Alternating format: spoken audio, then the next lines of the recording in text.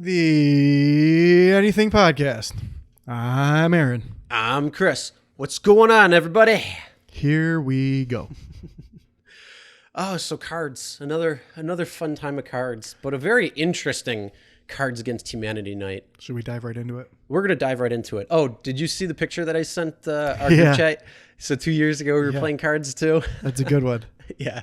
That was I think, one of the most fun times, just the people that we had there that night. I remember it very good. It was just a great night all around. So that was fun. But yeah, so we had a really interesting cards game the other night, and it could question reality as we know it, just like those lasers are shining into reality and distorting reality as we know it with lasers. Yeah, the space lasers.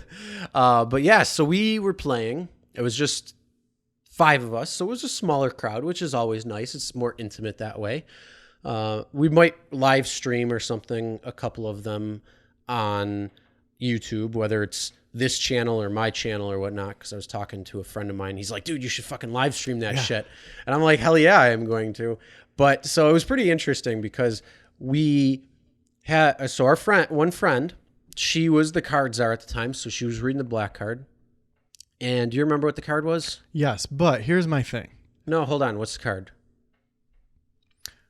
Well, here's what I would like to do, and maybe you can assist me with this. Because when you tell a story and someone wasn't there, it always seems great to us, but how can we purvey this in a way so that listeners and viewers will really grasp?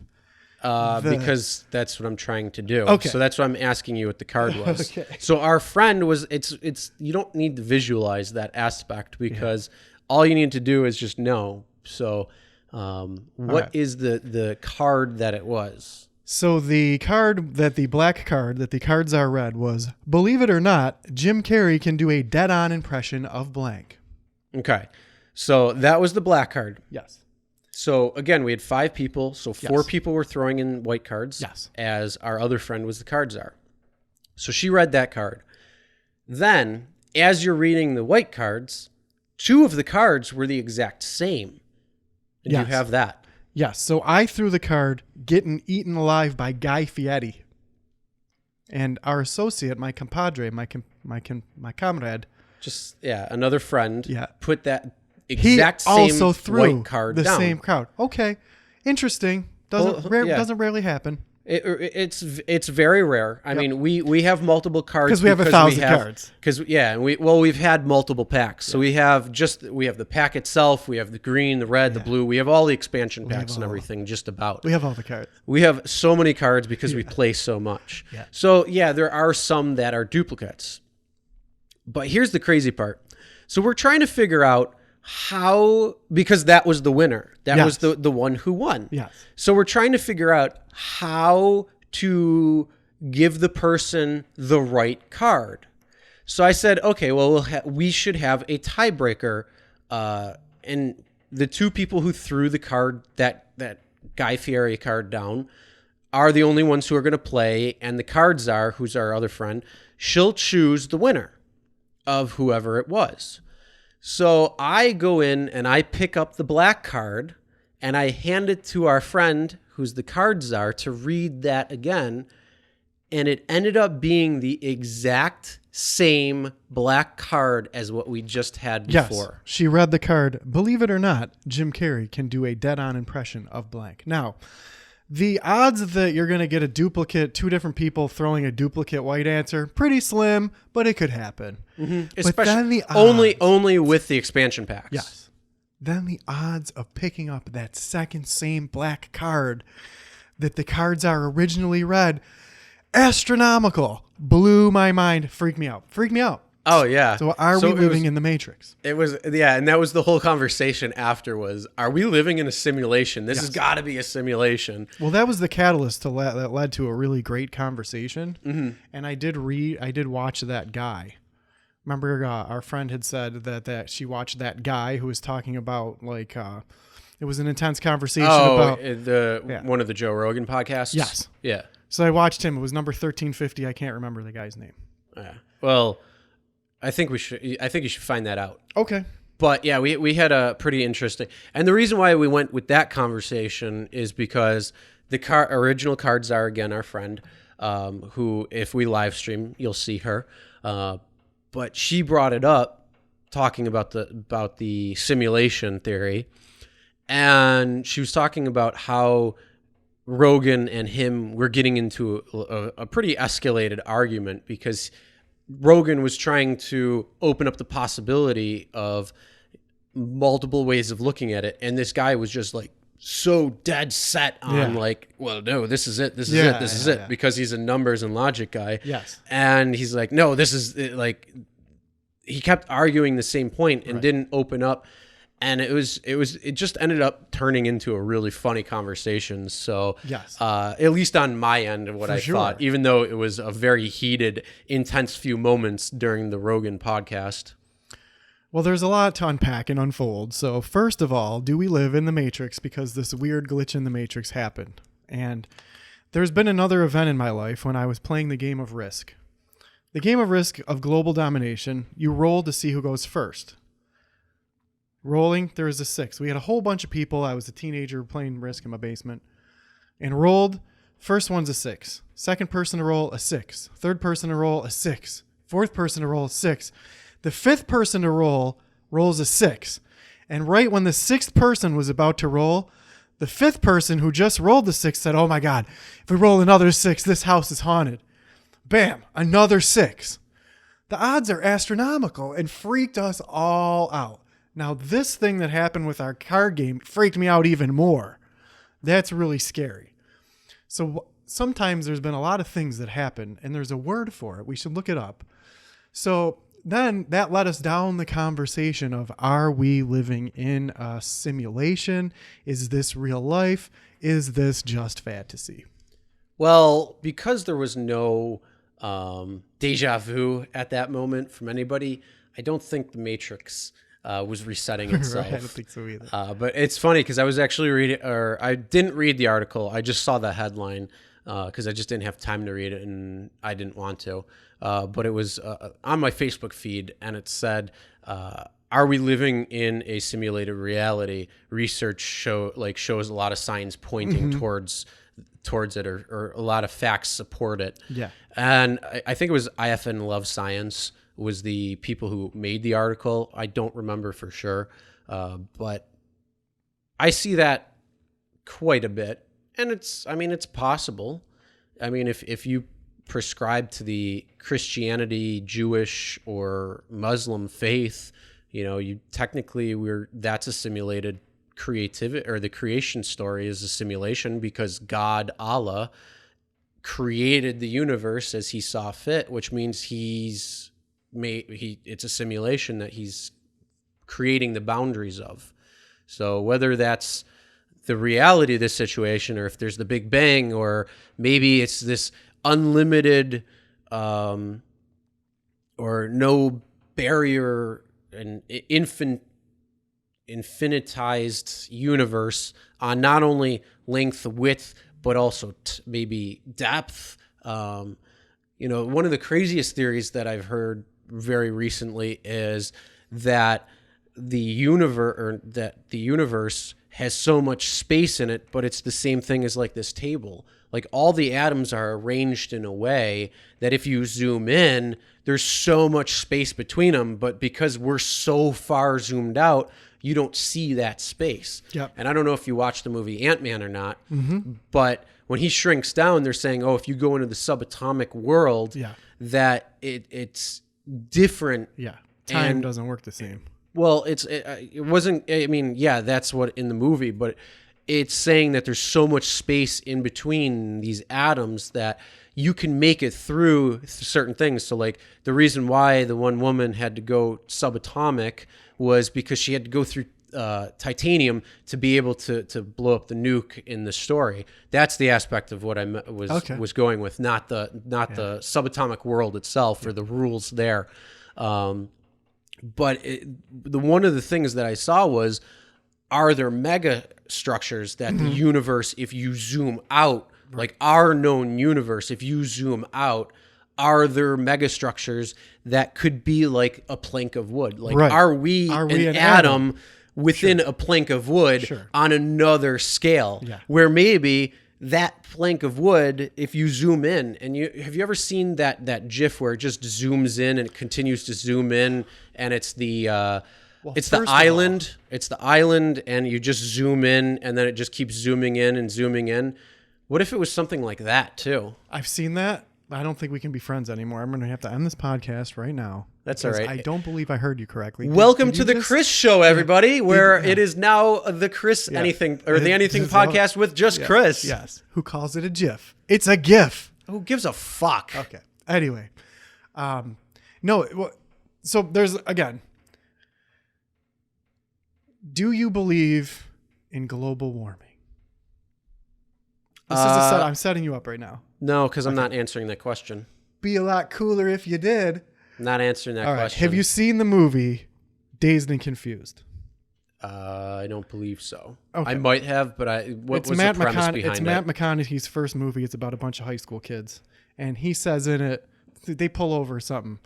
And his saying in the movie is, be a lot cooler if you did. It's just about a bunch of high school kids. Well, yeah, I've probably heard of it, but I don't think I've seen it. It's Matt McConaughey's first movie that led him to stardom. So, in the movie, there's a stoner kid in it, and they're talking about exactly what we're just talking about. And I've often thought, when you look at the universe, you look at, the sun and the planets are spinning around, and you look at the model of what we were taught that an atom looks like in science, that maybe the sun is an electron and the planets are quarks that are flying around the electron, and then the Milky Way is the nucleus of an atom. Now, from what Sean Carroll tells me, that the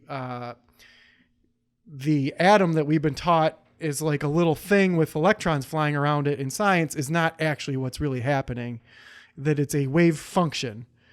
So I don't think that the universe is atoms, but it is really interesting to think of. That's really awesome. Mm-hmm. So now this conversation with the cards, it led down to a lot of things. Now, first we were talking about the world that we're living in could be a simulation, right? Then we got on to my personal thoughts about the ultimate creator. And what was interesting to me was that we have a gentleman there who was not from the United States. Where was he from? From Iran? Yeah, he's Jewish. He's Jewish, okay. Now, when you don't know somebody... He's from Israel. He was from Israel? Which is close to Iran, but not... It's right in that general area. It's the... but he's Jewish. And he's from Israel, yeah. Okay. So when you... we've only met him twice. I've only met him twice. And you don't know somebody, right? So you have to be very careful. Of course, they're playing Cards Against Humanity. So that's the first thing. And he took every joke like a champ.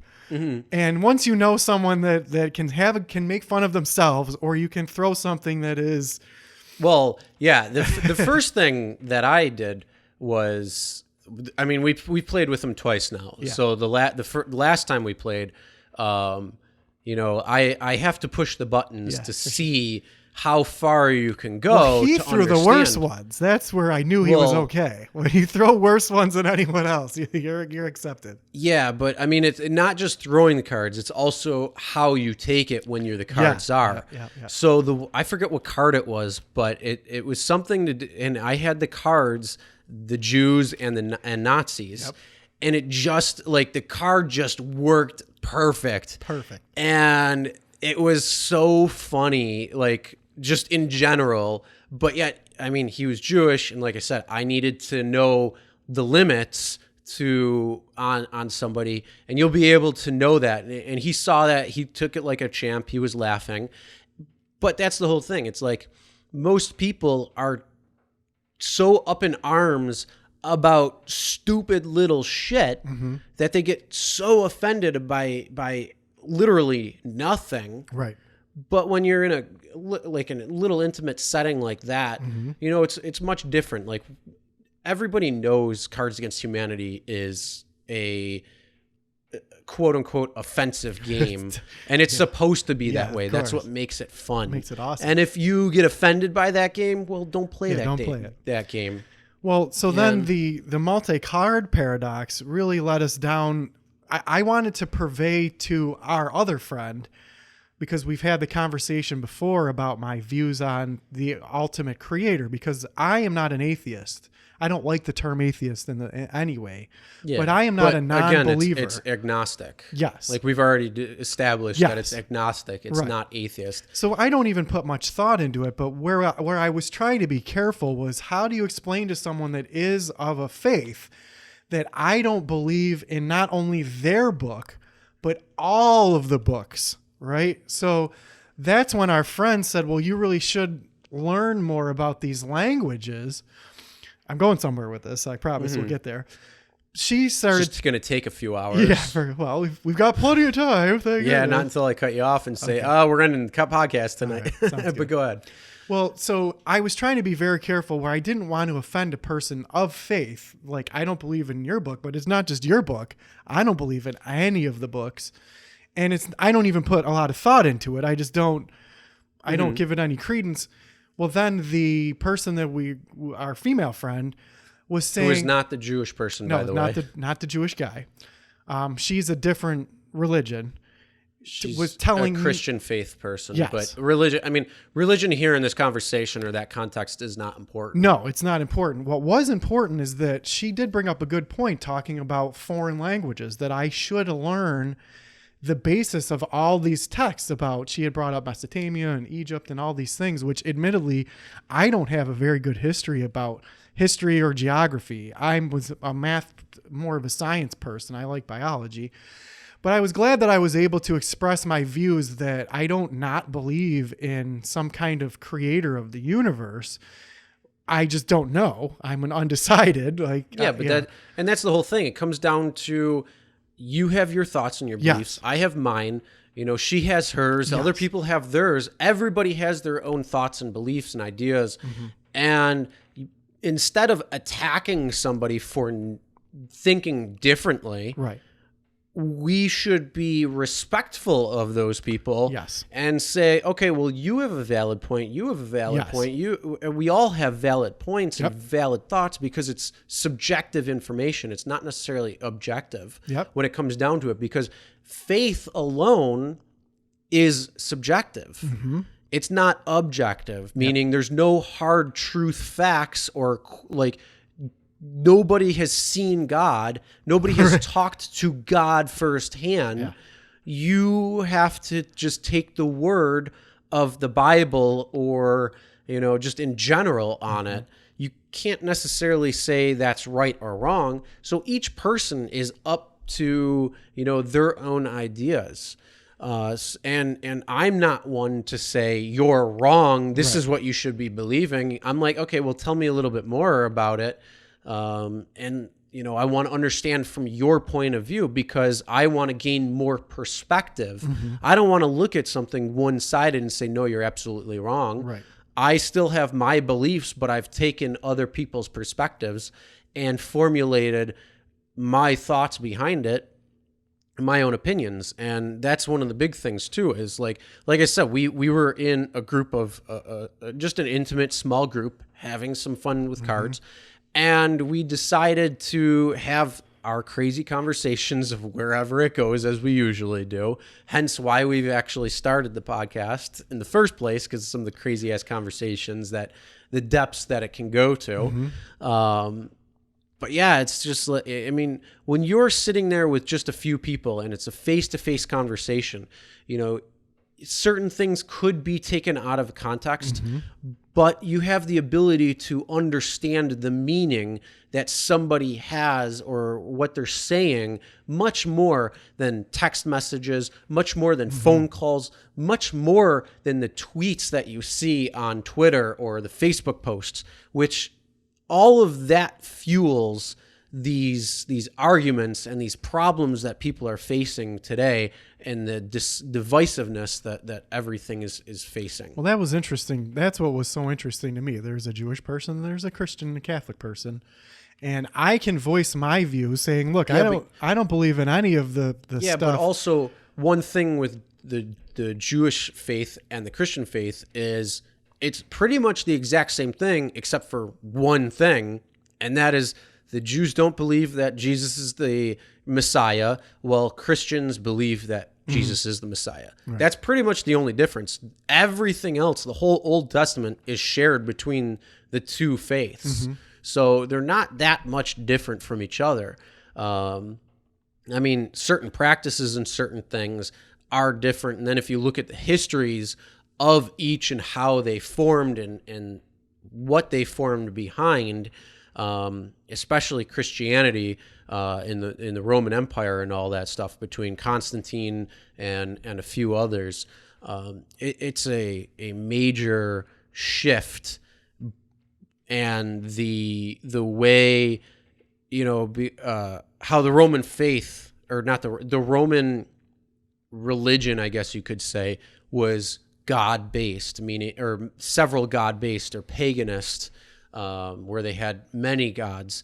And so when Constantine changed it, they instead of taking all of those things away, they just included it all and then put some God type of thing into it, or changed it to fit Christianity. So, or changed Christianity to fit that. So there's a lot of strangeness at that time that had to get worked out, but it did. So yeah, you have a lot of people who are Christian and Jewish and Muslim too. I mean, those are the biggest religions. Then you got Hindu and Confucius and there's so many religions though, but a lot of them have very similar beginnings or similar stories. But yeah, I mean, each person has the ability to make their own decisions on what they think is best for them. And again, we shouldn't be focusing on I'm right and you're wrong. It should be, well, tell me more about that so I can understand your perspective. Well, that's what I learned. So that's what our female friend said. It was like, you need to look into these languages. Now, it's interesting that we bring that up because just the very next day, I see on the news that this happened on a London subway, I believe, and I have to look it up.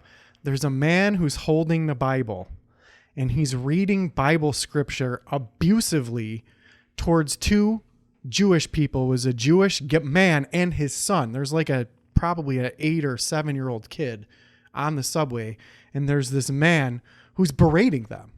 Right? That's just messed up. It's so messed up. And this is why I was thinking, I'm like, okay, we just had an interesting conversation literally the night or 2 nights before where I voiced my view that I don't believe in any of the book things. I don't believe in Christianity or any of the other ones. Yeah, you said that. So I was able to say that. And of course, the people who of faith, they always try to convince you, which I'm used to happening. I'm not trying to convince anyone to abandon their faith, but for some reason, they're always trying to convince me of why, which I think is funny. Again, but it's human nature. The same exact, that's the same thing. Everybody tries to do that. But I don't try to be like, no, you need to throw that book away. Well, that again, the that's the atheist same thing. is funny. Calm down. And that's the same thing with my YouTube channel. So I do certain things, and other people will come and be like, no, that's the wrong way to handle the situation. I'm like, dude, it's up to you how you want to drive. So I'll give you I'll give you what happened. So I post videos on scams because I want people to be able to know what scams there are out there and how to handle certain situations or how another person will handle it. So you can see, so if you weren't sure, you're able to handle it. So a lot of people will see that there's 5 people coming out for a ride when they can only have 4. So my car is a 5-seater. Me as the driver and 4 passengers. So I can only take 4 passengers because of many reasons. But I can only take 4. Yep. So if 5 people come out and I tell them, look, I can't take you. I can't take 5 passengers. If you want to split the ride up, you can. If you want to cancel the ride and go with an XL or order the other ride, that's up to you, whatever you want to do. So a few of the videos that I posted, they got in line and had 4 or less passengers than in the car at that point. So I'm like, okay, I'll take the ride. I don't have a problem with that. But I'll get comments all the time. Oh, you shouldn't do that. You should cancel the ride right away because they're going to rate you poor. I'm like, I don't give a fuck if they rate me poor or not. One, I'm going to make money. I'm going to make more money than canceling the ride. So I'm going to make money. 2, everybody's going to get there safe. They're not going to put me in jeopardy. They're not going to put themselves in jeopardy. So we're all going to get there safe. 3, it's my choice and my decision if I want to continue or not. And I don't give a fuck if I get a low rating. Yeah. Because why would they? 496 other rides rated me 5-star. Yeah. So 1-star rating, if that's even going to happen, won't make a difference. Mm-hmm. And not only that, every single time when that happened, they were usually pretty understanding of it. They were just trying to fit more people and cram more people in instead of paying the XL price or 2 cars or whatever it might have been. But they really were understanding.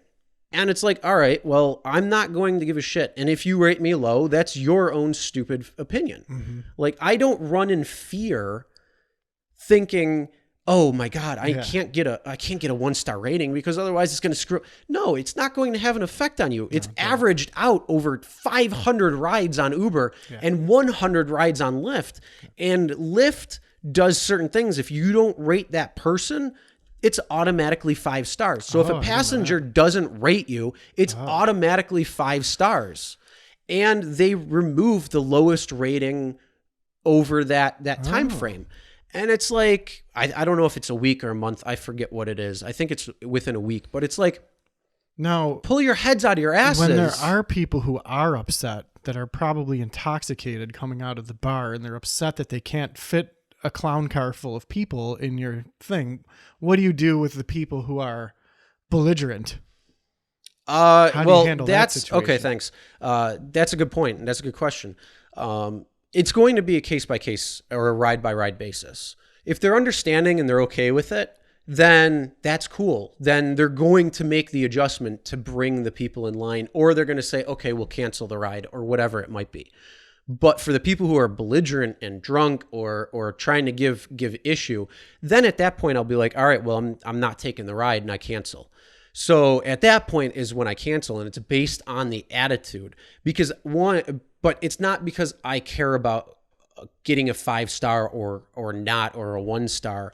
It's because I don't want to deal with their bullshit and their attitude and then the disrespect. So that's where I cancel a ride, is because of the disrespect. Mm-hmm. Like, you should be respectful of the person because, one, they're taking you from point A to point B so you can go out and drink and have a good time. Right. And you're being smart and responsible by getting another ride home and not drinking and driving. Right. Where that's a whole other issue too, where people are like, oh, you shouldn't take drunk people. And it's like, dude, I drive at night. If I don't take drunk people or people who are drinking or at the bar or going to the bar or whatever, you're going to cancel on 30% of your rides, which means now that $200 that I made that night goes down to $140 because 30% of my rides was that. And it's like, if you yourself don't want to drive drunk people, that's cool. That's fine. I have no problem with that. Don't go out to that at that time. Yeah. Or if you see they're drunk, then don't go there. Yeah. It's that simple. But don't tell me I shouldn't take drunk people home, because my perspective is much greater and different than your understanding and the reason why I want to drive those people. Because if I'm driving at night, I don't want them on the road putting me or other people at risk. I would rather deal with them. And yeah, they're going to be annoying. They're going to be a pain in the ass, some of them. And you're going to be like, I can't wait until they get out of my car. But at least I know they're getting home safe. Yeah, for sure. Or wherever they're going to the next spot safe. And they're being responsible by doing that and not driving. Now, do you think that I should have felt pressure to give Yulan the Bulgarian a 5-star rating, even though the first thing he asked me when I got into his car was if I was Jewish, which is offensive. That's that's going to be Talk up to to me you. the whole way. I felt pressure to give him a 5-star rating because it was my first ride. And No, I didn't. it's up to you when it comes to I should have ratings. just been like, "Meh." So if you want to, if you feel that the topics or the conversation, I mean, here's the thing: Uber and Lyft are designed to pick you up and drop you off. Whatever happens in between, that I mean, it's so subjective when it Yeah. comes to the rating system that it doesn't matter really. Like the rating system is a joke. Yeah. And it's not accurate because you're going to have people who are going to rate low because they rate low. It's just what they do. They do it on purpose. They give 1 star because they're assholes. Oh, of course. Yeah. And that's the whole thing. It's like you can't be a 5-star driver. It's impossible because anybody can rate you low for sure. any reason, whether they like you or not, whether it was a good ride or not. I see that on Facebook groups all of the time where they're like, everything went great.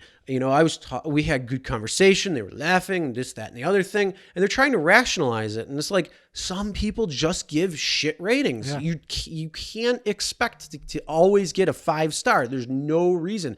It's unrealistic. Yeah. You're holding yourself to a standard that's not reachable. Yes, you can have a 5-star rating. You can work at it. And it's, again, I mean, you could give 100 or 500 rides that are all 5 stars and have a 5-star rating, but there's also a possibility you're going to get a 1-star rating just because. And there's nothing you can do about it. There's no reason to worry about it either. Oh, yeah. Well, that's what people like to do. They like to complain. Or maybe there's how about a guy like me?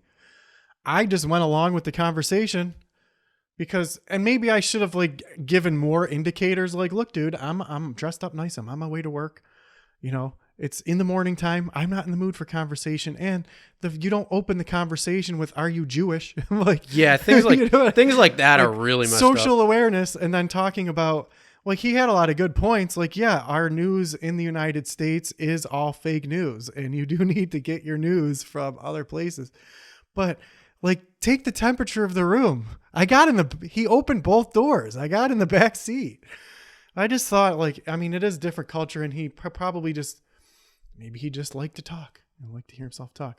Mm-hmm. But it was just an interesting for my first ride, but I felt obligated to give that 5-star. And I didn't like that he knew it was my first ride too. Well, that's okay. They do the first ride thing on Lyft because they're trying to make it a good experience to let the driver know. Yeah. This give a little extra. Yeah, oomph you or better be something. extra talkative to this guy. The only reason that they do that is because if you have a good time with your Lyft ride, they're hoping that you will become a repeat customer. And the problem with Uber and Lyft is there's no loyalty between Uber and Lyft. It's whoever's cheaper at the time for most people. You'll go on and you'll check what Uber's price is and you'll check what Lyft's price is. And you're probably going to go with whichever one's cheaper or offering things at that time because it's not a brand necessarily. It's more of a commodity of transportation. Sure. And that's where the issue is. So in your case, it's very unique, being that that's not the type of conversation that you should be having. Like race, religion, politics, those are all like no topics. Sure, yeah. And you shouldn't be talking about them to begin with if you're a driver or even a passenger who try to bait drivers into it, which happens Yeah, I can see that. as well too. And they if they're trying to do race or sex baiting, and then they're trying to record them either to make a viral video or to try to get a free ride or whatnot, or they just have a vendetta that they want to race bait somebody or sex bait somebody. And feel like they're in this woke culture that they're the victim and they're trying to exploit that. So there's a lot of problems when it comes down to it. But yeah, like I said, they're trying to do that when they say first ride, because they want the driver to try to give a better experience than say Uber. So they'll continue driving with Lyft riding with Lyft instead of going to Uber. So they're trying to create that brand loyalty again, although it's not a brand, it's a commodity. Yeah, for sure. In its basic form. Hey, I would have taken whichever one was cheaper, but I was having problems with Uber customer service. So Lyft worked, got Lyft figured out. It worked, and that's the one I took with Yulan the Bulgarian. It was a very interesting experience. That's the other thing too, that's what people will look. But what's interesting to me on the topic of the religion is that, so I don't know why the theme had been religion for the past couple of days ever since we played Cards Against Humanity, because we talked about maybe you need to search for religion. I probably should. Yeah. I need to find my spiritual center. I'm switching to astrology. I've decided. So then the young lady who sits next to me at work, I'm not sure how old she is. She's probably 10 years older than me. And I didn't know that she was from Ireland. She said, "Oh yeah, I became a naturalized citizen." I'm like, "Oh, that's exciting. Where's your country of origin?" I would never know. She was from Ireland. And she moved to the U.S. when she was 12. She said, "My parents took me away because of the violence that was going on in Ireland back then." And it's very interesting that there were Protestants and Christians. And there was violence because of it. I'm like, well, I have a different point of view than our friends. Nobody's violent towards me because of it. Yeah, but again, it comes down to the whole thing, like, it's conversation between two. Some people will just go crazy, create this absolute insane fight. Yeah. When in fact they could just sit down and talk. Well, that's what was interesting to me about our female friend who said that I should read these that she essentially was talking about the first written language, right? And that I should start there and learn that, which is great. I will do that. I will listen to her and I'll go expand my horizons, right? Well, then the backside of that is then I see this video of a guy on the London Tube who's berating a Jewish person reading scripture out of those exact words that our friend was telling me to learn, using them, abusively. And it's just exactly what you said. Like, okay, it's okay for you to read these words and say, okay, I really agree with this or I don't agree with this. But how can you read these words and start yelling at someone else? And especially a kid. I couldn't believe it. I think he got arrested. I think they arrested that guy. But definitely a horrible situation. And I think that there's such a reaction to jump to like violence and think like, well, I'm reading it right here. It says right here that this is not how you're supposed to be. And these words are right. Yeah. And unfortunately it's that whole tribal mentality thing. And until we can like get beyond it, then it's going to continue that way. Yeah. I mean, you look throughout history, tribes would go against tribes. One tribe would have something that the other tribe wanted, and they had this war. Then, you get into religion and you have things like the Crusades that were bloodbaths. And then you continue on. And it's the same thing with today. The only difference is today is it's faceless for the most part. Like you can go on, you can comment on YouTube, you can comment on Facebook, you can do all these things on Twitter, and essentially it's faceless. It can be a bot, it can be made up. It's all you are is just trolling. But the problem is it's also magnified by echo chambers. So what you are talking about and what you are interacting with is what's going to be showed. So if you're watching videos on purification of water, that's what's going to be recommended to you. If you're looking up woke culture, that's what's going to be recommended to you. If you're on Twitter interacting with certain posts and certain people, that's what's going to be shown to you. Same thing with all of these, Facebook, Instagram, everything. And so it's creating this echo chamber that's just magnifying this tribalism, when in fact, if you just stepped back and said, you know what? I want to view everything and I want to look at the whole picture and I want to come at it from different perspective, and I want to know what you're thinking and I want to know what you're thinking. So I want to know what person A, B, C, D, E, and F are thinking and how they came to those thoughts. And I want to be more investigative and figure out certain things or why they act that way or why they believe that way. You know, if you start just asking questions to people instead of them attacking, because they can't attack, they're answering questions, then, you know, they're going to share. And that's the same thing. If they're asking you questions, then you're having a real conversation between each other instead of, if you're talking, saying statements instead of asking questions, those statements are going to start escalating to argument, to disagreement, and it's going to escalate into fights and war of the words and all of this stuff. And then it just gets to a point where it's like, well, you're a racist, or you're a bigot, or you're this, or you're that, or you're alt-left, or you're whatever the hell it's going to be. And they raise it to that point. And then at that point, it's like, well, there's nothing more.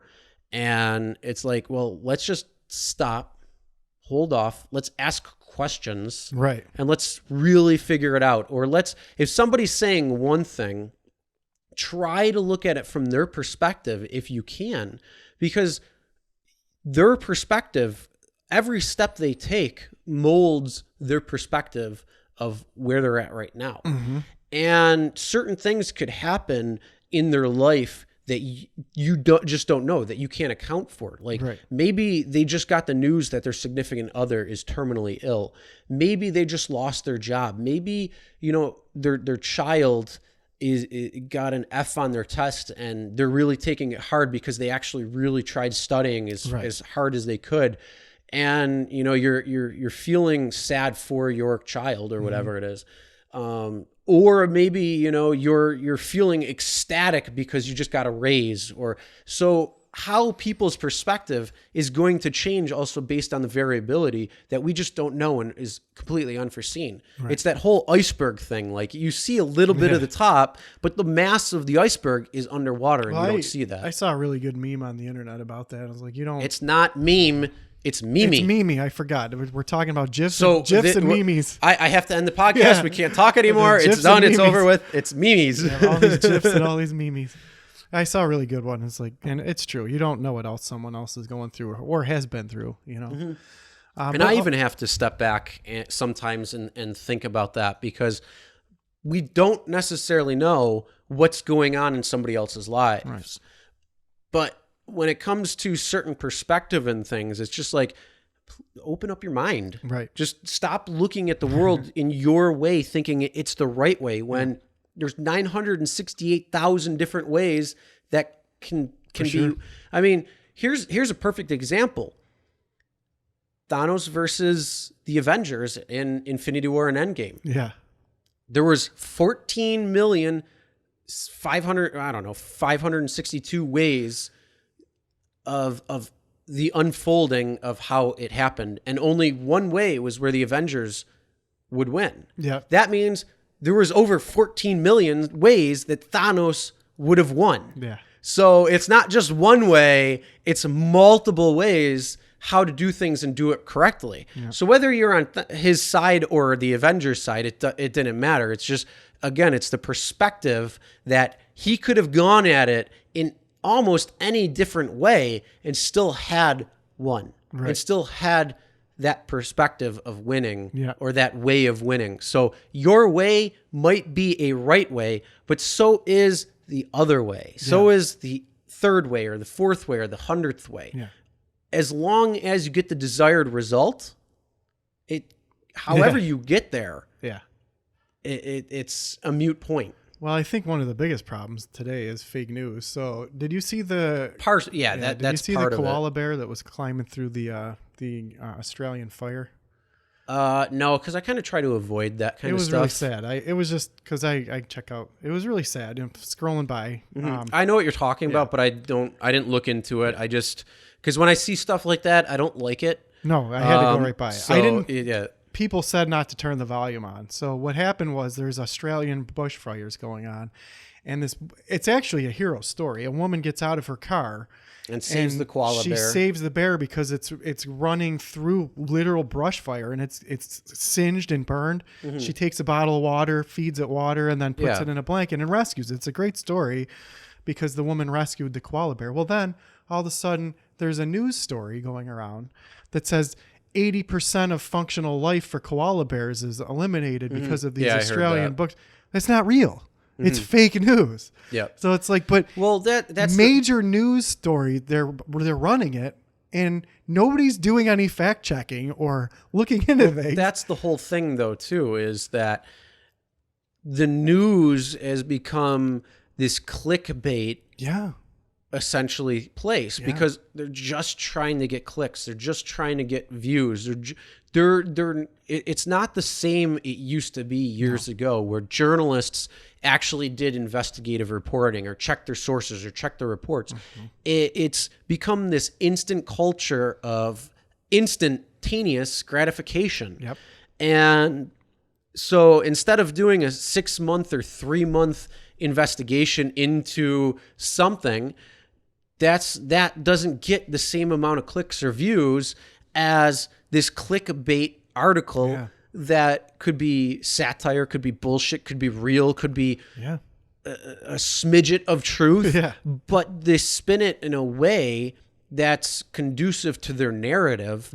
And a lot of people just click it and then don't even read it, but they read the title and think it's truth. Yep. So it's like you say, meat is bad. Yeah. And all of a sudden, I can't eat red meat anymore because it's bad. And then you have to say, no, there's this, and this American that prove it diet wrong. is bad. That was a great podcast. And that, I'm also talking about another Joe Rogan podcast that happened over this past week, which, when this recording goes live, it's going to be much later. Like today, it's November 24th when we're recording this. So when it goes up, it will be later. So it wasn't, if you wanted to go back to that podcast that we were talking about with Rogan and this meet, it's during the week of November 24th earlier. So I don't remember what podcast it was, and it's not really that important, I guess you could say. But. Well, so what had happened was I try to be a subjective person, and I just always thought, being like a science type guy, I'm like, okay, I never gave much thought of eating food, but I thought that because I was athletic and, I could just eat whatever I wanted. Well, that's not the case. So once you get older, when you're a kid, your body might be able to digest things better. You're young. And also a healthy diet is important. But I was in sports, so I burned a lot of calories and my body would pretty much disintegrate whatever I ate. But then once I got older and your metabolism slows down, food becomes more important, and also exercise does become more important. But I didn't understand nutrition, and there's a lot of science-backed things that we do know about nutrition. It's very intelligent people who do a lot of really awesome studies, and we have a general idea. So I watched this video called Game Changers on Netflix, which was trying to persuade you to stop eating meat and switch to a fruit and vegetable based diet. And I'm always skeptical. So they had like what seemed like a lot of really good convincing arguments where they're taking vials of blood and showing people's blood where, the person on the plant-based diet's blood wasn't cloudy, and then the person who ate meat's blood was cloudy. Well, I'm not, who knows if that's good or bad? It doesn't, we don't know. So I was always skeptical, but I thought, well, maybe I should eat more plants and vegetables. Well, now Joe Rogan has a different scientist on his podcast that starts talking about the Game Changers and starts picking apart why the vegetable diet is not sustainable for most people. And they do make a good point. We as Americans, we have a horrible diet. It's the worst in the world. So as long as you switch, like telling everybody, like, no matter what you do, there's a girl at my work who's on the keto diet, but she's slurping down hot dogs and bacon and chicken wings. And I'm like, look, you're not in ketosis No. at that point. Yeah, you're like, pretty much out of it. yeah, so. but not only that, I'm like, you're eating garbage processed meats. Like, okay, if you want to switch to keto, at least eat good quality food. Don't be eating freaking fried hot dogs and fried chicken wings. You're not doing yourself any good. You can't figure out why you feel fucked up. Yeah, I mean, food is a unique thing in many aspects. Because diet's very, very important, because what you're putting in your body is how your body is going to function. Sure. So Yep. it's pretty interesting for sure. Now, to pivot, ready for a pivot? Yes. So when we talk about 100%. scammers, I was just reading an article about, you're familiar with Bitcoin, right? Yep. So there's a woman, and she was going around the world raising investments for OneCoin, saying that OneCoin was going to be the new Bitcoin and that everyone should invest in OneCoin. So raised billions of dollars. I'd rather have just one Bitcoin. Yeah, for sure. Yeah. Who would, man, I remember when Bitcoin came out, and I wish I would have had the foresight. Same here. I actually was looking at how to mine Bitcoin. Oh God, number of years ago, and I was going to use my laptop, my work laptop, to do it. Yeah. And I looked into it, and they were talking about how it's better to have like GPU and all that to do that. Yeah. And I mean, at that point, it was worthless. And what I was going to do is, I'm like, I only use my computer a little bit. The rest of the time, I just let it run and do its thing. And I didn't research it enough to be able to do it. And I'm like, kicking myself in the ass. Right. But that's there's been a few different times. Like I knew about Tesla long before. I knew about Tesla when it was first starting out and had the ability to invest. I just didn't have the money to invest. Yeah, right. If I was able to, I'd have hundreds of millions of dollars right now. Sure. Well, Bitcoin is interesting in itself because when nobody knows who invented Bitcoin, they don't know who the original person was. It's some kind of coded name like Hiroshima Nakatuma, or Nakatomi Tower. But it's almost Christmas time. You know what? Yeah, I was just going to say, it's almost Christmas time. Yeah. Thanksgiving's on Thursday. Yeah. That means Die Hard comes in season. And so is Die Hard 2. And Iron Man 3 is a Christmas movie, just so you knew. Yeah. If you didn't know. Yep, definitely is. So, but yeah, Bitcoin is in itself is a mystery. And eventually I don't know what's going to happen when all the Bitcoins are mined. That's a whole different thing. Well, this person limited. Yeah. So this person started going around saying, well, she's going to do OneCoin, which is even better than Bitcoin, and got all these investments, just disappeared, took billions of dollars. No one knows where she went. Oh yeah, that's just a beautiful bunch of fraud right there. Yeah. So apparently the story is that maybe she just got out of control and getting all these investments and couldn't back up what she was claiming and and then she tried to hand over the company. But it's very interesting how she had all these shell companies open up with all these different things. So you couldn't even find out who owns OneCoin and this and that. And everything is so globally structured pyramid scheme. And then she just disappeared. Well, are you ready for this? Yes. Yeah. Okay.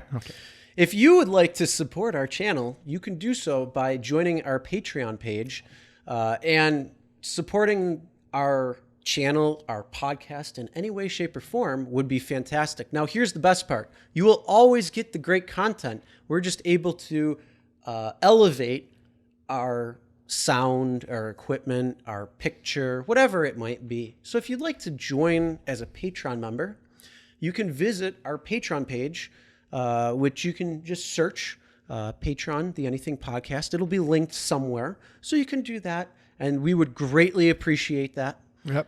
You can also find us on iTunes or wherever you get your if they're feed, they're right? listening, they're gonna already know.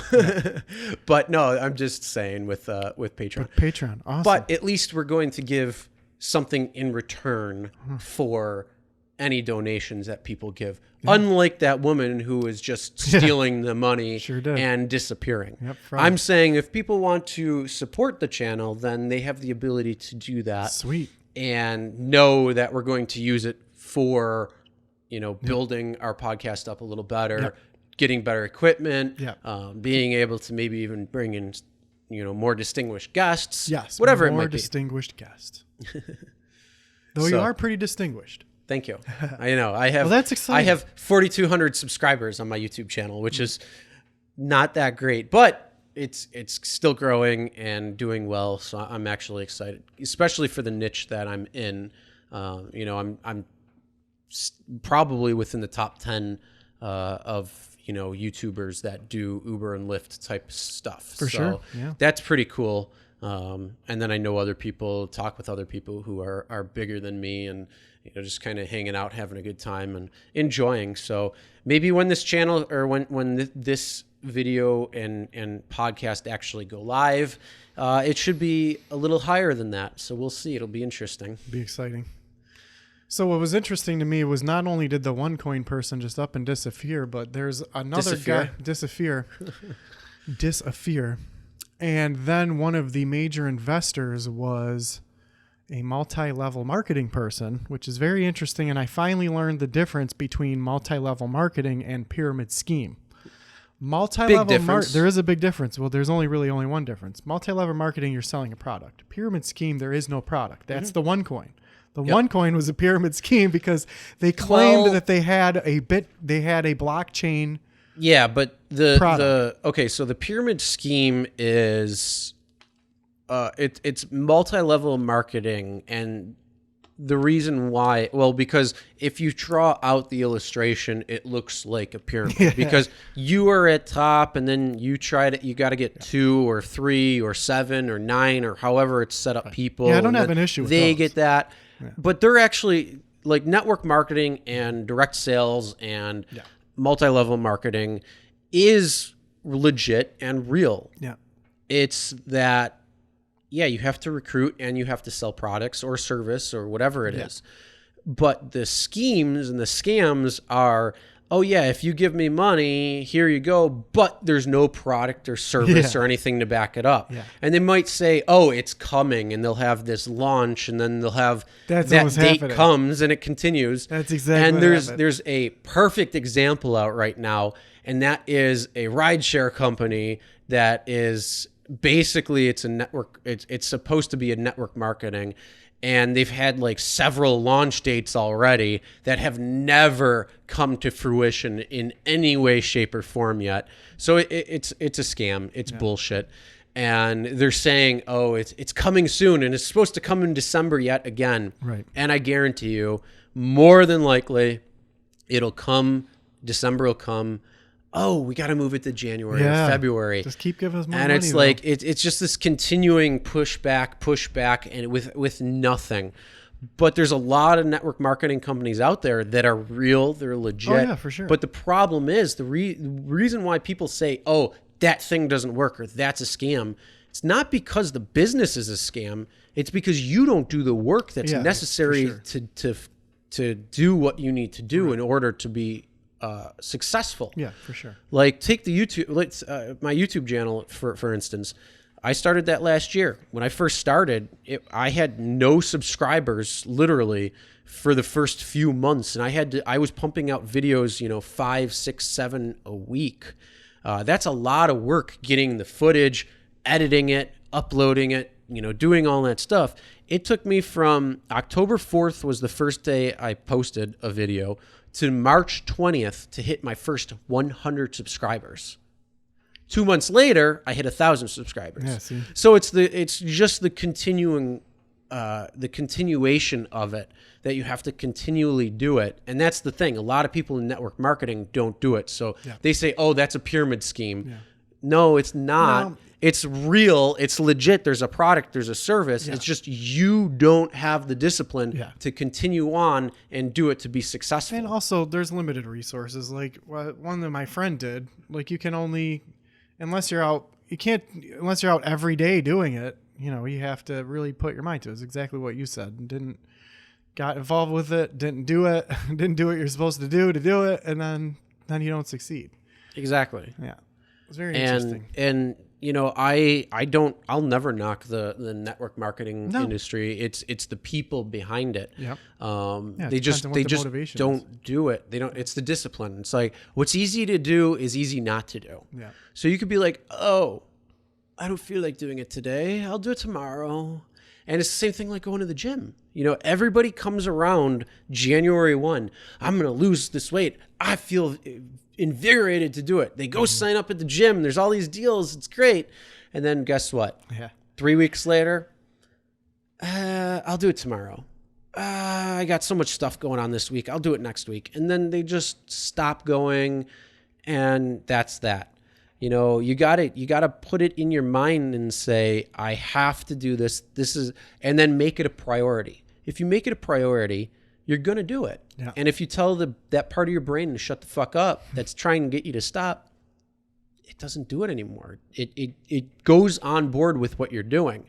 And then sure, yeah, I mean, if you're working out and going to the gym and doing cardio regularly and you're on that habit, and yeah, I can understand when things happen, things happen. Oh, it's for just sure. make sure you get back into it. Yeah. Or, if you're building a business, make sure you're getting back into it. If you're building a YouTube channel, if you're a podcast, whatever it might be, just make sure you stick to it and stay consistent. Because consistency is the key to being able to have success or not. Yep. That sounds right. And that's on every single possible thing. Sure, you could get lucky and your first video could be viral if it's on YouTube, or your first podcast could be just viral because of the or whatever it is. And then, or somebody who can launch it from nothing to something like that. But there's not that many people who have that luck. Right, for You sure. have to be able to do it, and do it the way that either they tell you in the company, or just continuing to do it as you're able to, and tweaking and changing things around as it's going on. Speaking of, I got to tell you, I watched one of my first videos the other day. Yeah. Holy fuck. Like, it's my second most popular video on YouTube right now. It's got 70,000 views or something. And I watched that and I'm like, holy fuck, how does it have that many views? It was absolute dog shit. Wow. Like, my head was chopped off right here, out of frame. I was talking all quiet, and it was here. You know what? I'm actually going to play it real quick for you. It's absolutely horrendously bad. I can't believe, and I'm only going to play a quick minute of it because it's just that bad. I can't, like I said, I can't believe, and I'm so grateful that I came across, and hold on, it's loading. Bags, purses, some type of clothing. Look, my head is chopped off on the top. Here we go. Same thing if you get pulled over by the police. If you have more than the amount of passengers that's allowed, who are they going to write a ticket to? It's going to be you. And then you're going to pay for it, not the passengers. So I was watching that video and I'm like, holy shit, how did that do so well? And I'm like, it's so bad. But that's just the growth that you go on as a creator. It's like you learn new things, you learn how to tweak, you get comfortable behind the camera. Because I think that was maybe my 10th video or something that I did. Good to me. And it looked like crap. It sounded like crap. I wasn't talking properly, but it's that learning curve. And you go on any YouTuber who's got any type of following or has been doing it for a while, and you go back and it's like, wow, those videos were dog shit. And then you just come back and you're like, all of the stuff that I learned in the learning curve, it makes you just that much better overall, which is fantastic. And that's like the same thing with you. When we first started doing this and we were running through all the tests, you're like, man, you sound so good on it. I don't know. I'm not sure if I should project my voice or whatever. I feel like I'm talking so soft. And it's like, dude, just be yourself, just be natural. And then all of a sudden things just started clicking because, you're getting comfortable. You were in it and you were just right there. And it's like, even just the progression right there, it's like, all right, boom, boom, bang, good to go. What's interesting is that listening to the old recordings, they're pretty good right off the jump. Like there's some of them, that are better than others, but a lot of the topics that we talked about, I wish I could go back. In fact, I should probably re-listen to them and jot them down and re-bring them up because we had awesome conversations about aliens and about a lot of stuff, politics and all sorts of things that you can't capture that essence Speaking again. of aliens, let's talk about that real quick. All right. Yeah. So what? I mean, Did we talk about this at Cards last time or the time before with aliens and like thinking like we're a zoo or something and like there's aliens that are just kind of watching us and seeing what we are, and the rest of the cosmos is like teeming with alien life all over the place, but they're like there's like a hold on us. We'll make great pets. We will make great pets. That's a song. I used to really love music, and now I can't. Well, it's a whole nother topic. Honestly, it's kind of close to that Avengers quote where they're like, if you do this, you're saying that Earth is ready for war. And it's like, do we really want to send that message, or do we just want to be like, hey, come hang out with us and teach us your perspective and your ideas and your ways, and let's be open to that. And honestly, I really hope that maybe we are being watched, and I'm hoping we're at a turning point where instead of being so rah and tribal and my way or the highway type thing, I hope that we're starting to hit a point where we can step back and think and take different perspective from people and actually have conversation and ask those questions. And I think if we do that more and more and are apt to learn and apt to understand others, whether they might be right or wrong in your own perspective is one thing, but allowing them to be able to speak and share their thoughts or opinions is, I think, maybe a way. And if we hit that point, I hope that's where aliens come down and say, hey, we're here. Yeah. How you doing? We've been waiting for you. And then we've been waiting for you to be able to understand and put this war and argument behind you. And welcome to the cosmos. Welcome to the universe. We'd love to share certain information with you now. There was a cartoon, because I'm not much on cartoons. South Park is a great cartoon, but I can't remember whether it was South Park or Futurama or The Simpsons. But that Simpsons did it. The Simpsons. Let's just do that. Let's just say that. Whatever South Park or Futurama did, Simpsons did it. Yeah. So what happened was that exact same thing. The aliens were watching the planet, and it turned out that we were not mature enough for the aliens, so they just put them in a little glass cube and like shut us off from the rest of the universe. And no aliens could ever come here. We can't see any of them. Mm-hmm. We're in this little prison cell for Earth. Mm-hmm. And it was a cartoon, but it's true. That could be. You want to know a crazy perspective, though, and a crazy thought process is, okay, the human ear or the human mind can only perceive sound between a certain amount of wavelength.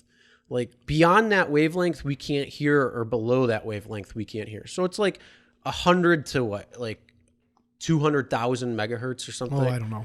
That's the range of what people can hear. And as we age and we get older, that number shrinks and gets closer to each other. So we can't hear as good as we used to as children. Yeah. That's why like you'll have those ringers or text message alerts that only like high schoolers or grade schoolers can hear, but teachers can't because the hearing goes.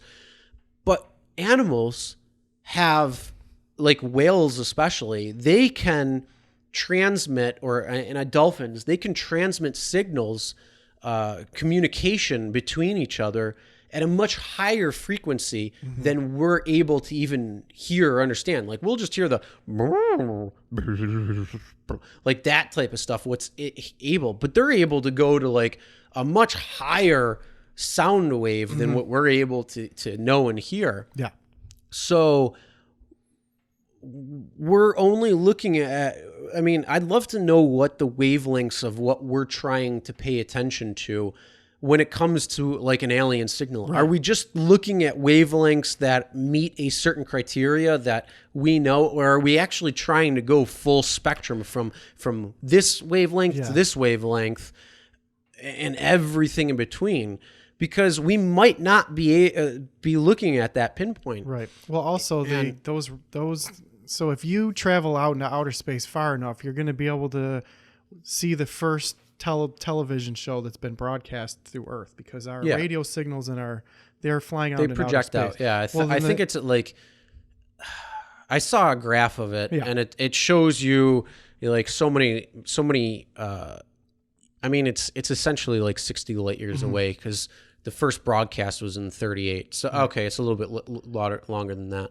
At least in that. But then you go back and you have radio signals that could be strong enough that broke out of Earth's gravitation or Earth's atmosphere and bounced out. So you're going back a little even further to like the turn of from the 1800s to the 1900s, right in that turn of the century.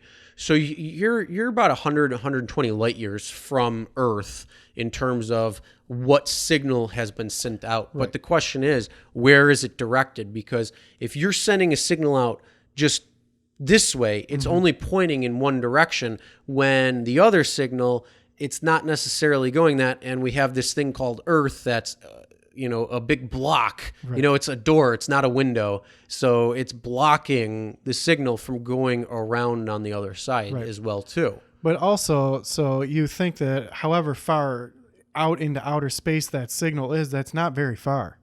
So when we're pointing our, like the things, our instruments. Yeah, instruments, like there's a name for it. But when we're pointing them out there. Transmitters. Yeah.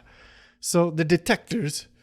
Well, you're talking about the satellites to detect. Yeah, well, we have like there was what is it, the SETI, the search for. Yeah, those are all satellites that are. So who knows trying to what they're scanning? But they were looking for radio waves at the beginning. But that civilization advanced enough to send out radio waves? And how long has it been sending out the radio waves? Are we going to get their radio stations? So when it comes to alien life, well, there has been an advancement, though, in the search for alien life. Did you read the article about the asteroids? I saw something, but I didn't actually read it. I just didn't have the time. So I've been so freaking busy this week. It seems crazy because there's all these news stories that I was like scrolling through, and I'm like, oh, that sounds interesting, but I don't have the time to actually like do it because I was probably sitting on the shitter for sure and scrolling through, and I'm like, oh, that looks really good, but I was like ready to go and had to do something. So apparently their scientists have analyzed asteroids that have crashed millions of years ago, and they found basic sugars. So one of the theories of how life evolved on Earth is that the asteroid impacts can cause chemical reactions that can make structure, right? So we have we're in the Goldilocks zone of supporting life, and these impacts from these pre-primordial like right after the Earth formed and it's cooled down to a temperature to where water has stopped completely boiling off the surface of the Earth, that these basic chemicals can chain react and form the building blocks to life, right? And there's a lot of theories that maybe it started in these deep ocean vents underwater, or maybe it started in these pools. So anyway, the chemicals of life, when you try to recreate them in a lab, they can't get it to reproduce itself in a lab using the chemicals, but they're trying, right? Well, the fact that they found sugars from an asteroid is not life in outer space, but it is part of a building block. So there might be some credence to, life be part of the building blocks from outer space. So they did find these sugars. I'd have to read the article, that's interesting. Well, from what I know, Ego came around and just implanted all these different places. Yeah, oh, for sure. Well, what happened was everything was created 2,000 years ago. No, it was longer than that. The pyramids are 4,500 years. No, the devil put that there to trick you. No, those are the dinosaur bones. Yeah, too. But those are the dinosaur bones, not the... Yeah, everything before 2,000 years. It's just they put it there to trick you. No, because there's Moses and Abraham made up, and put there by the devil. Adam and Eve and all those people that put them there. Nope. Well, you weren't there, so how do you know? Well, here's the thing. What if life was... What if we were just... what if it was a simulation and it's only our life? So it's my simulation is only me. It's just a projection of everything else. Yeah. And the way everybody else is just a way that my mind is doing it. Yeah. And I'm the only conscious person, and there's just other people who are code written to act a certain way or interact in a certain way, and they have different variability. and I'm being watched by the overseers. Yeah. or, Or what if everybody was in a simulation and Yeah. we're just batteries to power the machines? yeah, well, that's what's happening. Or what if there's only one life force, and it's only one of them, but we're all experiencing it at a different time? You're in a different Or- body. Yeah. Time is all the same. Yeah. And everything that happened in the past really happens at this present moment. And everything that happened in the future is really in this present moment. It's just that the perception isn't that way. Well, that's how but I've always viewed it. everything is unfolding all at the same moment. Well, it's interesting that you mentioned that, Chris, because there's this thing called space-time that has been in a lot of equations, and it never made any sense to me. I go, okay, well, there's space, and then when you measure the movement of an object in a position, that you assign it a time value. You're measuring the difference between when it was here to when it was there. And all of these calculations keep adding this space-time, and it never made any sense to me. And I'm not an astrophysicist, astrologer, but the concept of space-time never made any sense to me. I kept thinking, well, if they just take this concept of time out of these equations, they might have a better job rectifying gravity or reconciling all these things.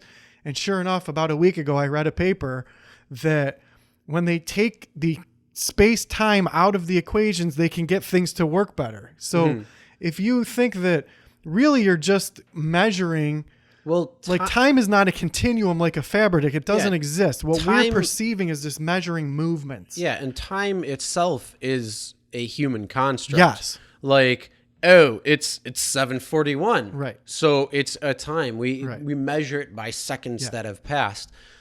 And Yeah. And that's in it. And then mathematics, we can there's- say, well, if we travel at the speed of light, we can convert the speed of light into a mile per second, which is approximately 186,000 miles per second.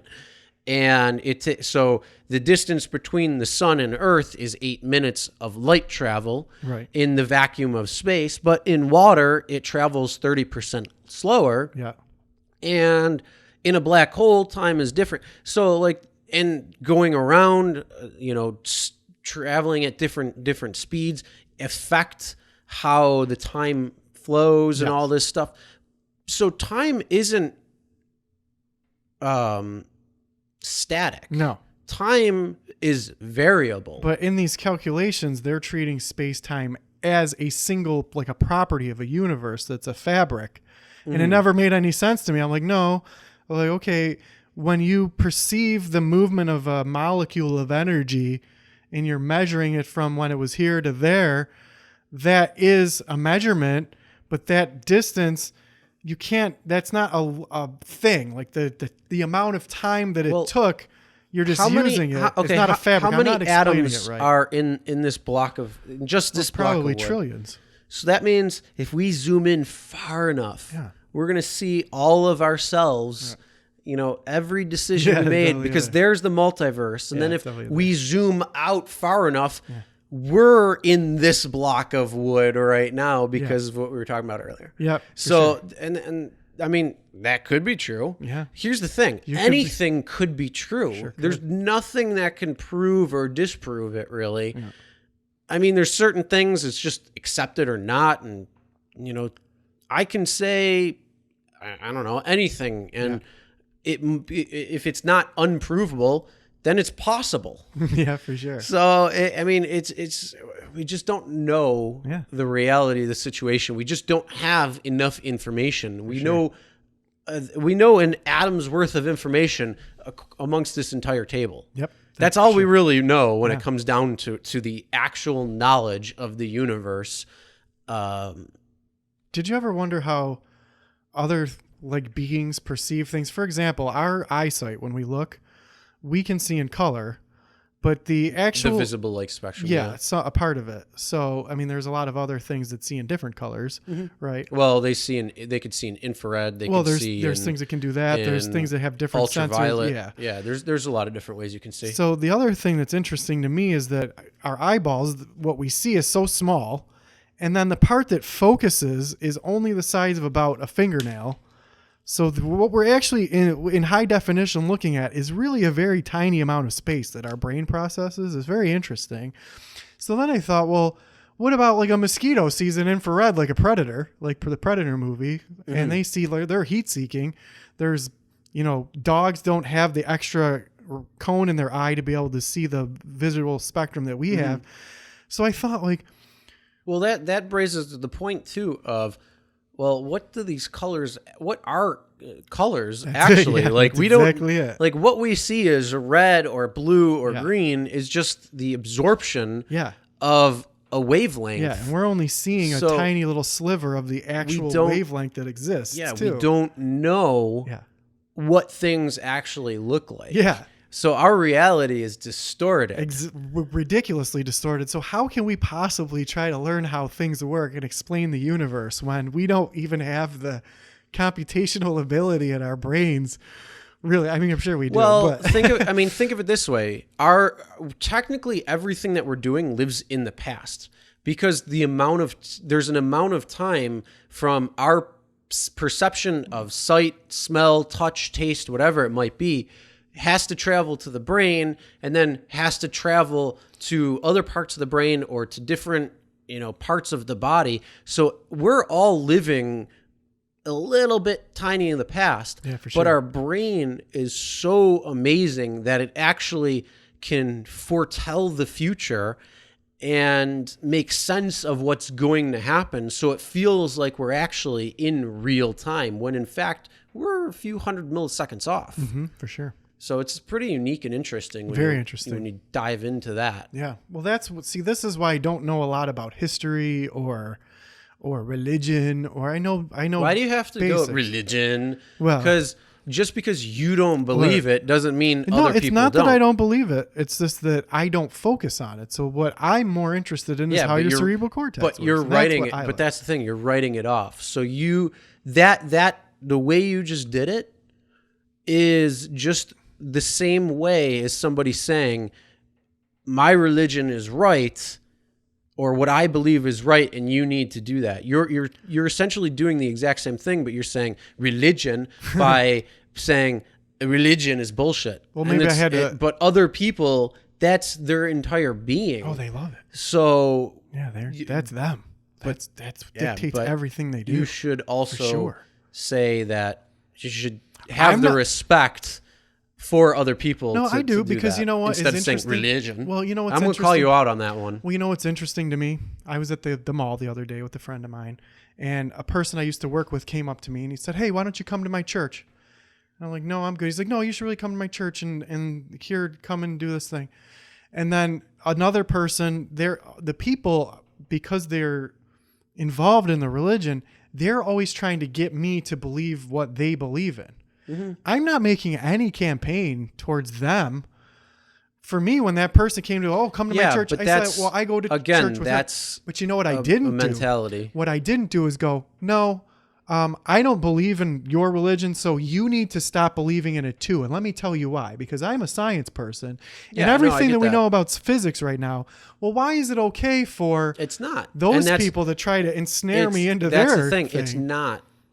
But they're doing it because that's, again, that tribalistic mentality. Everybody wants them. And until you can... Whoa. That's weird. Didn't turn your phone off. Fail. Until you can separate yourself and say there's multiple perspectives out there of something, then you really need to not do that, or take that step back and, like I said, ask questions. Because there's a whole world out there of things, and if you don't take the time to understand it, you're only going to look at the world or in one angle and one view, and it's not going to be right. I love your face right now. Well, who calls people? It's a lot of people. Crazy thing. Yeah. My phone has not rang in so long. Who was the caller? I don't know. Was it a fake number? Probably. Well, you know what's interesting? How about this one? Was it a scammer? Well, is Kit Boga live right now? Well, I'm a professional at this. I wish scammers would call me. They call me. Oh, well, forward them to my number. Like, can you hold on and then just shoot them right over to me? I'd be love to talk to them. But I searched them out. There's a difference. Yeah. Well, what's happening now is me and another person that I know got an inbound. I don't even know if I should say it's a major cell phone carrier, and it's the Chinese support line and as soon as it says you've got an inbound call from the major cell phone carrier, Chinese line. And then it starts talking to you in a foreign language. So you can't even understand what it's saying to push any of the buttons. And it's happened to me and it happened to other people. So I don't know whether this major cell phone company is actually placing these outbound calls. It's not my service provider, or whether it's a spoof scam. Well, but why would it be talking in Chinese? I've gotten phone calls where it's like a different language like that too. You got it too? Yeah, I don't know. But then there's also some calls out there that have like some really weird shit that happens. It might be like a Morse code type thing. Oh. And it'll be a latitude, longitude to like this weird location that's, got some sort of, weirdness to it. Really? Yeah. Is it the Russian location that repeats a weird radio signal? No, that's a radio signal itself. Did they ever figure out what it was? It just says numbers or something like. I think it's just the numbers still. I'm not sure, That's but so weird. No, there's actually it was phone calls that people were getting. I'll have to give you the channel on YouTube. Okay. That this guy was talking about it. Now, he's a conspiracy theorist, so take it with a grain of salt. But it was pretty interesting, and there was the actual recording of what it was. Now, if it was real or not, that's one thing, or if it was just like a hoax. That's another thing, but it sounded like it was supposed to be like a government message. Well, did you get the text messages from February of last year that people were getting? What was the text message? It didn't. Everyone's were different. So what had happened was people were getting these messages. It was like, I'm here, I'm outside, or get groceries at the store, or something. Oh, the scam numbers? No. So what? Or the scam texts? No. What happened was. Apparently, there's a lot that goes on behind the scenes, as with everything, that you don't get to see, which I've learned working at a lot of different jobs. Very interesting once you learn how things work. Well, there's a backbone to the cellular network in our country that have lots of different providers and things like that. Well, one of the providers whose job it was to send the text to your phone, one of their servers broke, and they took the server offline. This is the story that they give. So like hundreds of thousands of people were getting all these mystery texts and they didn't know where they were coming from. That was the first story that broke. Then apparently what had happened was one of these servers that transfers your text messages to your phone broke. The company took it offline. Well, then months and months and months and months later, for some reason, they either repaired it or put it back online. Well, as soon as they plugged it in, it sent out all of those pending text messages that were from months and months ago. Okay. That's their story. Who knows what really happened? But could you imagine? Well, where I mean, the hell is this coming from? I mean, think of it. There's so many texts that are going inbound and outbound. It's a billion a day. No. I mean, at any given second. Yeah. And I mean, it's very easy for them to, get bottlenecked somewhere and then all of a sudden just not go out. And then poof, magically you get a bunch of notifications or you get a bunch of text messages because it was able to finally sort through and stop that traffic jam. Yeah. So at least in the earlier days of texting. How do you feel about, I remember 5 years ago, I was watching a murder trial on the news and I felt really O.J. bad. Simpson. Nope, definitely wasn't him. I felt really bad because there was a guy who allegedly had killed his wife. And he met a woman on the internet. Well, here's the question. Is it alleged still, or is this... He was on trial at the time, and I stopped watching, but... Was he found guilty or not? Oh, okay. But here's what he did. He also met someone on... And imagine if this was you. He met someone on a dating app, and he didn't tell the woman that he met on the dating app that he was married or anything. He's just, I'm a single guy, and she went out with him. As most people today now do. They're all liars on the internet. So, speaking of, hold that real quick, but did you ever see the joke where it says, for Valentine's Day, it'll say, bring your girlfriend, get 10% off, bring your wife, get 15% off, bring both at the same time, your meal's on us? That's true. I saw one that said, wish I had a woman who cooked and a woman who did this and a woman who did, and they all never meet or something like that. Yeah. So I'm watching this trial, and this woman who she met this guy in a dating app, they went out on a couple dates.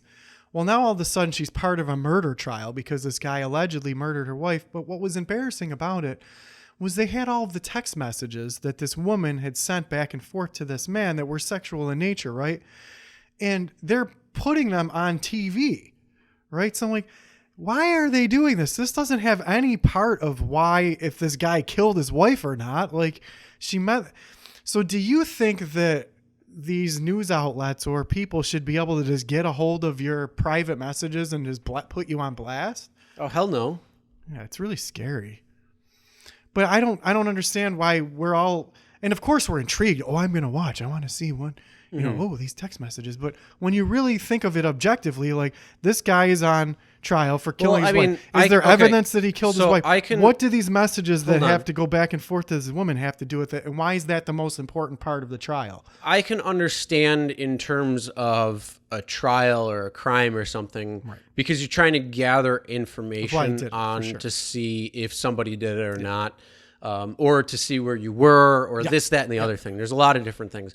But how they spin it, whether it's the I mean, I don't know who's the one who spit it. Was it the defense attorney that did it this way, or was it the prosecutor who was doing this? And then the media just latches onto that part of it. Yeah, and that's the whole thing too. It's like maybe the trial itself was pretty like thorough in all of its stuff, but the aspect of this guy had a girlfriend and all those text messages is what caught people's attention. And then that's where it's skewed, because that's where the media saw it, and that's where they're focusing in on. So that's the whole thing too, is it's the perspective of it. So if you really want to figure out, you'd have to go and find the transcript to the court case itself. Sure. And see if it was thorough and look at all of the evidence and see if they negated certain evidence or spun it a certain way. Right. Or if it was the media that spun it that way. Can you imagine being that woman? You meet a guy in a dating app, you go on a couple dates, all of a sudden you're in court and the national news is putting text messages that you sent to this guy thinking that he's single on the news for the whole country. And how are they getting those text messages too? That's not no one is like, well, where did those messages come from? Why do they have all of them? Nobody's making any questions about why everything that you do is recorded and accessible. It's crazy. Well, that's just data itself. Yep, for sure. But nobody's like, wait a minute. Why do they have, once something's delivered to your phone, why is it stored and kept? Mm-hmm. Like, it never made any sense. Like, I don't. Hold on. Oh, Sorry, I'm trying to.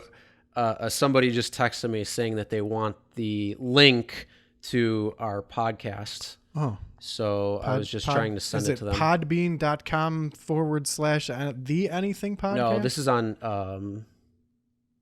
I'm sorry. This is on iTunes. Is it iTunes the anything podcast or anything podcast? Yeah. Both? Oh, I don't know. I just sent the link out to somebody. So then that way, I don't know if that's going to be. Oh, it's just the episode, not the channel itself. But that's fine. Okay. Exciting. The Anything Podcast. Very, very interesting. So, yeah. Or how about, yeah. So that was interesting to me. And it's happening a lot where they're like, oh, like, we got 70,000 texts between these people. I'm like, oh, okay, well, you know, if I call you and we have a conversation, it is recorded. People don't realize that. But Every single thing is recorded from 1980 something to now. Yeah, every single thing. Yeah. So anything can go back, and it's like AT&T stores everything. Yeah, they all do. So if you wanted to get your information or get everything, you're going to have God knows how much worth of data that will come, that you could essentially get. Yeah. And then where's it all stored and all this? And it's just these massive farms of data that they have. Is that the world we want to live in? It's the world we are living in. So It's not I don't know if it's a question if we want to live in it, because I'm sure most people are going to be like, no, my data's my data, and certain things should be kept private and not recorded. And what are you doing with that recording, and how hackable is that recording, and all that stuff? So, I mean, no, privacy is a big thing, and yet it's amazing because if the U.S. was back in the Cold War with say Russia, and the U.S. of the 1950s was like, oh my God, that's a police state, and it's amazing how much we've given up in terms of freedom and liberty and all of that stuff that we've just given up on completely. And it blows my mind. Really, well, it does. Okay, how about this? You go to the bank, and then all of a sudden later on that day, maybe, and this has happened to me where there was a robbery. I came out of a store and there was a robbery. I was going into a store and there was a robbery before me. I didn't know. Well, you go into the bank and there was a robbery just now. Well, the next thing you know, unbeknownst to you, your phone is being searched because you were in that general area at that time, even though you were not under suspicion of the crime. Are you talking about the Stingray? Well, that too. Or just your cell phone records are taken from the phone company because you're in that general vicinity at the same time. Now, do you think that your phone records should be allowed to be scrutinized just because you went to the bank to cash your check? No. I mean, is there real evidence showing that you're linked to it in any way, just besides the fact that you may have been around that location in the time frame? We're going to look at everyone in the area and try to minimize it down who it was. Yeah, I mean, all of them are guilty until proven innocent. Yeah, that's the biggest problem. Is it's supposed to be innocent until proven all guilty. Right. So, do you think that airplane with a high definition megapixel camera should be able to fly over a city and record that city's events for days and days on end? You're getting so in depth on certain things. Like I said, information should not be kept that way. But, if I was one of these companies or had a company and, I want to keep data, I mean, think of it this way. We have a podcast that we've recorded, a lot of things on, whether it be video, whether it be audio, whether it be this, that, and the other thing that we keep on hand, and instead of just putting it up to the servers and letting it sit there. Like, we hold on to that too. So it's, you can have both aspects of things, but when is enough or when is too much, and where do you draw the lines? And that's the whole thing, though. You can go one way with something and say this, and then you can go another way with another thing and say this, and you can wash it one way to the other, and try to cherry pick certain data points, or you could try to sway with certain things. But it really comes down to the fact of a much simpler thing. It's not getting into so in depth on things. It's you got to record not record. You got to lay down what's recordable and what's not, or how long it's kept and whatnot, and figure it out from there. And then understand why things are recorded so long for what they are. But that's the other thing too, is you got to know how it's being recorded, how it's being used, and go from there.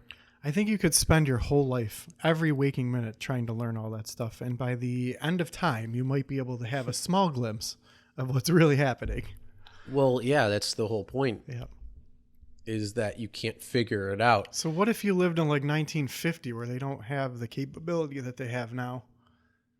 Would you feel more comfortable if you lived in like 1950 where you could go out your house and you could do things without... I don't know. I don't have that perspective. Yeah, that was weird. I was thinking about that.